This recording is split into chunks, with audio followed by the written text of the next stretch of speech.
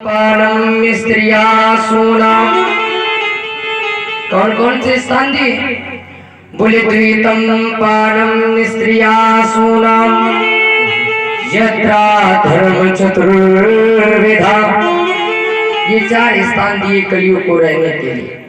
पहला स्थान बोले द्वितम। द्वित माने क्या होता है? द्वित क्रीड़ा माने होता है जुए का खेल। और भैया जुआ कितने प्रकार का होता है बताइए? जुआ कितने प्रकार का होता है? प्रसाद दे दे। 3 प्रकार का। अब ध्यान से सुनना, पहला जुआ कौन सा है? ये जो लोग दांव पे दांव लगा करके खेला करते हैं। कल आप लोगों ने कथा सुनी थी महाभारत की पावन कथा। देखा कि किस प्रकार से 5 पांडवों ने द्वित क्रीड़ा माने जुए का खेल खेला। सारा राजपाट सब कुछ हार गए, यहाँ तक कि अपनी पांचाली द्रौपदी को भी हार गए। आज भैया इसलिए किसी को जुए का खेल नहीं खेलना चाहिए। क्यों?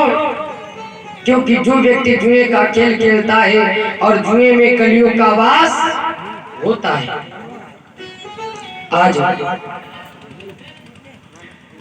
अरे जुए खेलने में तो कलियुग का वास होता ही है, लेकिन जहाँ पर जुआ हो रहा हो अगर कोई व्यक्ति वहां पर भी खड़ा हो जाए तो उसके ऊपर भी कलियुग का प्रभाव पड़ता है। और दूसरा जुआ कौन सा है? जो भैया बैलों के कंधों पे रखा जाता है उसे भी जुआ बोला जाता है। अरे वो बेचारे बेजुबान अगर बोल पाते तो बताते कि क्या जुआ का दुख दर्द होता है। और तीसरा जुआ भैया जो माताओं के सर में हो जाता है ना? तीनों जुआ बहुत खराब। क्या बोले द्वितम पानम, जहाँ पर मदिरा का पान किया जा रहा हो, जाओ कलयुग वहां पर तुम अपना निवास बना लो। वहां ना कोई रोक ना कोई टोक, तुम घुसे चले जाओ, कोई रोक टोक नहीं। बोले द्वितम पानम स्त्रिया सोना, जहाँ पर स्त्री की हिंसा हो रही हो वहां पर तुम कलियुग घुसे चले जाओ, ना कोई रोक ना कोई टोक। और चौथा स्थान बोले द्वितम पानम स्त्रिया सोना यत्रा धर्म चतुर्विधा, जहाँ पर धर्म मंच पर बैठ करके लोग असत्य भाषण बोल रहे हो वहां पर तुम घुसे चले जाओ, ना कोई रोक है ना कोई टोक। ये आज कलियुग को 4 स्थान दिए राजा परीक्षित ने। अब राजा परीक्षित ने कहा महाराज आपने 4 स्थान दिए तो, लेकिन इन 4 स्थानों में से कोई अच्छा स्थान नहीं है। आज राजा परीक्षित के मुख से निकल गया जाओ तुम सोने में वास करो। कहाँ? सोने में। आज राजा परीक्षित सर में धारण किए थे सोने का मुकुट, और वो अधर्म का कमाया गया मुकुट था, इसलिए उसी में कलियुग ने अपना वास बना लिया। वहीं पर कलियुग राजा परीक्षित के ऊपर सवार हो गया। भैया इधर राजा परीक्षित स्वयं मर्यादा का पालन करने वाले, लेकिन आज जैसे ही कलियुग सर पर सवार हुआ ना, बोले एकदा धर्मरुत्तम्ये वितरन् मृगया वने। आज भैया स्वयं मर्यादा का पालन करने वाले राजा परीक्षित आज एक मृग के पीछे पीछे दौड़ते चले जा रहे हैं, मृग का पीछा करते। आज जब घनघोर जंगल में पहुंच गए तो अचानक इनको प्यास लगी। बोले छुरी दधी गजतो भ्रशम। आज राजा परीक्षित को प्यास सताने लगी।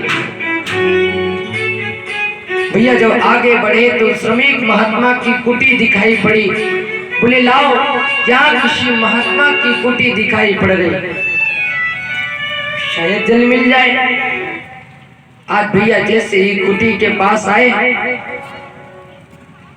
और देखा कि श्रमिक महात्मा तपस्या में लीन है। अब राजा परीक्षित ने विचार किया ये संत असली है या नकली। आवाज लगाया,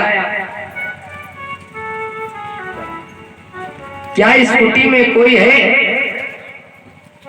मुझे बहुत जोर से प्यास लगी है।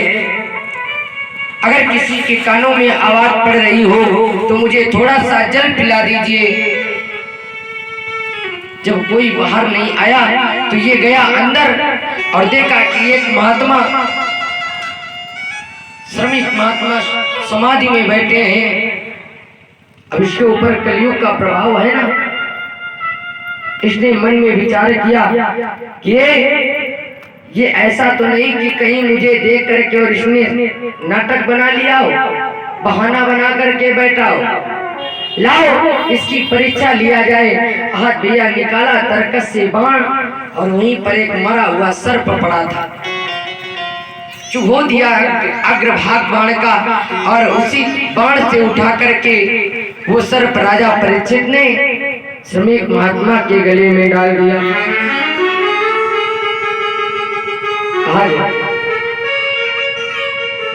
लेकिन वो थे असली संत, समाधि में बैठे हैं, कुछ पता नहीं क्या हो रहा है। आज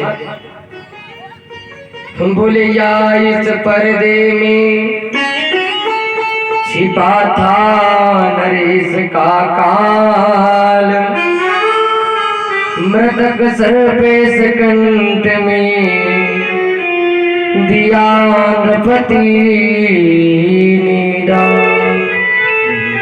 आज उसी सर्प की माला को राजा परीक्षित ने आज श्रमिक महात्मा के गले में पहना दिया। आज इसी मरे हुए सर्प में आज राजा परीक्षित का काल छिपा हुआ था।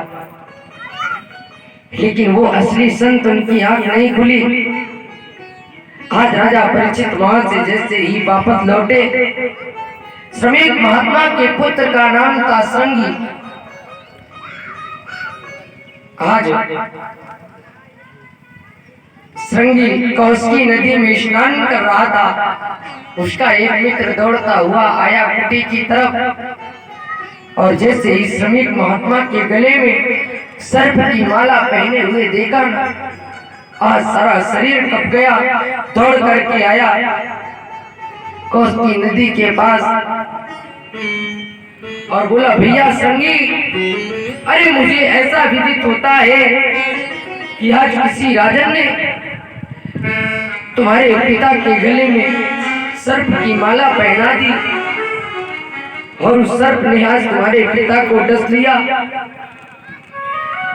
और उनकी मृत्यु हो गई। आज भैया कौशिकी नदी में स्नान कर रहा था श्रृंगी। हाँ, जिसका सारा शरीर कांपने लगा और बहुत जोर से क्रोध आया। कैसे? बोले, आ गया और तन का टूटा, अरे तब तेज क्रोध के साथ उठा, अरे ब्रह्म तो उठा, अपना तो उठा, साथ ही श्राप को हाथ उठा।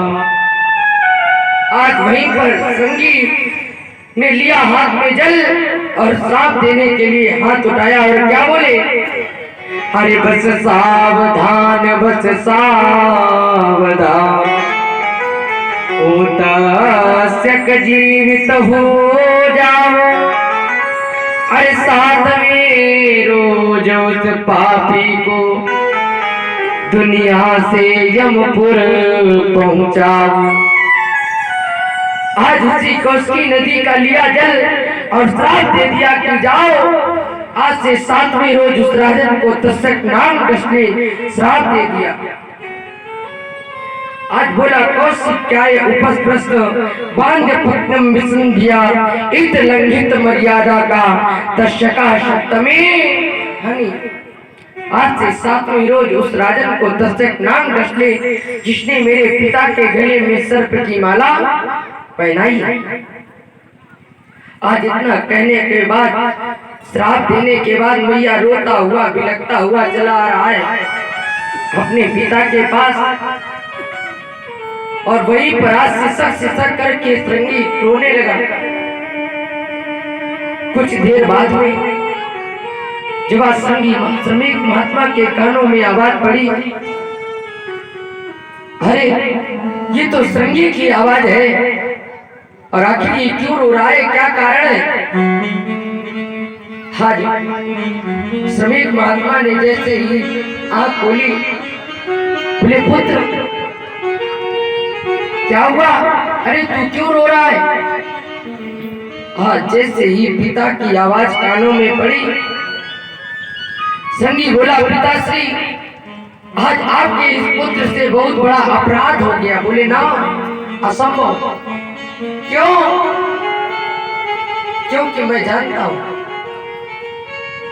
कि मेरे पुत्र से कभी अपराध हो ही नहीं सकता, क्योंकि मैंने अपने पुत्र के लालन पालन में ऐसी कोई शिक्षा ही नहीं दी कि मेरा पुत्र कोई गलती करे। बोले ना पिताश्री, आज इस पुत्र से गलती तो हुई है। आज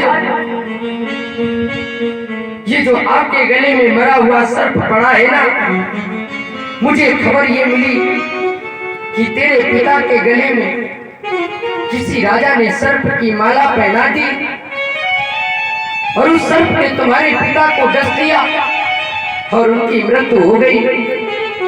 तो पिताश्री आज मैंने उसे श्राप दे दिया कि इत लंघित मर्यादा का दशका सप्तमी। आज से 7वें रोज उस राजा को तस्तक नांग जिसने मेरे पिता के गले में सर्प की माला पहनाई। आज श्रमिक महात्मा ने कहा कोई ना कोई कारण तो अवश्य होगा। नेत्र बंद किए, और जैसे ही भैया नेत्र बंद करके देखा, बोले वाह, अरे मर्यादा का पालन करने वाला राजा परीक्षित कलयुग के प्रभाव से आज स्वयं मर्यादा का उल्लंघन कर बैठा। आज श्रमिक महात्मा ने कहा, सारे श्रृंगी, अगर तुझे श्राप देना ही था तो तू ये श्राप दे देता कि जिस राजा ने मेरे पिता के गले में सर्प की माला पहनाई है उसका क्रोध रूपी रोग दूर हो जाए, लेकिन तूने उसके क्रोध रूपी रोग को तो नहीं, तूने उसे ही संसार से दूर कर दिया। ठीक है, आज शिष्यों को बुलाया, बोले जाओ और जाकर के उस राजा को अवगत करा दो कि एक ब्राह्मण बालक के द्वारा तुम्हें श्राप लगा है। आज से ठीक 7वें दिन तुम्हें तक्षक नांग डसेगा। अगर तुम अपनी मुक्ति बनाना चाहते हो तो बना लो।